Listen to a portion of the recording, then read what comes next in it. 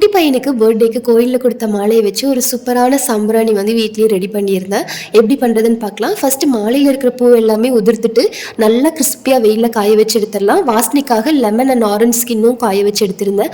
இதெல்லாம் போட்டு நல்லா மிக்ஸி ஜாரில் அரைச்சிட்டு கொஞ்சமாக கற்பூரம், பட்டை, கிராம்பு, ஏலக்காய் போட்டுட்டு ஊதுபத்தியில் இருக்கிற அந்த பிளாக் கலரும் எடுத்துக்கலாம். இது வேணாட்டி ஸ்கிப் பண்ணிடலாம், ஆப்ஷனல் தான். இது கூட வந்து கொஞ்சமாக சாம்பிராணியும் போட்டு நல்லா அரைச்சிட்டு நம்ம அரைச்சி வச்சிருக்கிற பவுடர் கூட நல்லா மிக்ஸ் பண்ணிக்கலாம். கொஞ்சமாக நெய் ஊற்றி வாசனைக்காக வந்து கொஞ்சமாக ரோஸ் வாட்டர் ஆட் பண்ணி நல்லா பிடிக்கிற பத வரைக்கும் நல்லா மிக்ஸ் பண்ணி எடுத்துக்கலாம். இது கூட வேணும்னா ஹனி ஆட் பண்ணிக்கலாம், இல்லாட்டி மிக்ஸ் பண்ணிக்கலாம்.